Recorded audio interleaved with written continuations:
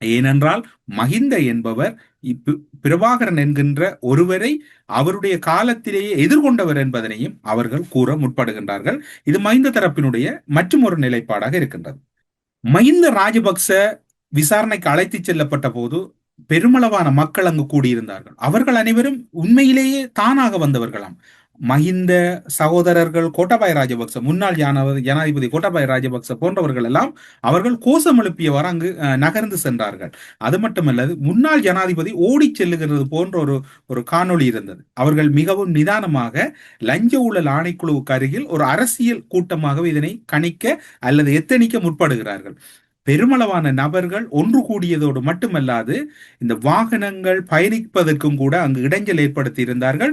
ஆனாலும் கூட கோஷம் எழுப்பினாலும் அவர்களுடைய ஆதரவு என்பது மஹிந்த ராஜபக்ச ஒரு வெற்றி வீரர் என்கின்ற வகையில் தான் இருக்கின்றது. இது அங்கு இடம்பெற்ற காட்சிகளில் ஒரு சில சம்பவங்கள்.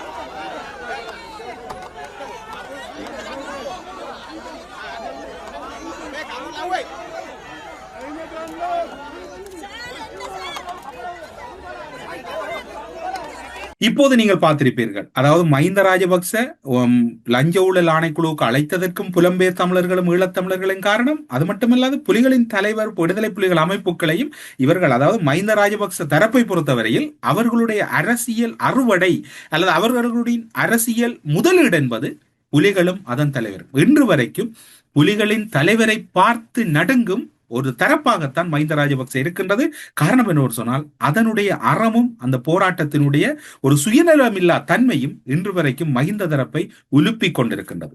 மே 18க்கான நாட்கள் நெருங்கி கொண்டிருக்கின்றன. மே 18 அன்று எத்தனை கண்ணீர்கள் கவலைகள் நிறைந்த நாட்கள். இன்றைய நாட்களிலே நடந்த அலங்கோலங்கள் அல்லது அவலங்கள், அந்த மக்களினுடைய கதறல்கள் இந்த உலகமே திரும்பி பார்க்க மறுத்த போது ஒரு தன்னுடைய நாட்டினுடைய குடிகளை எந்த ஒரு ஈவிரக்கமும் இன்றி அழித்ததில் முதன்மையானவர் மஹிந்த ராஜபக்ச.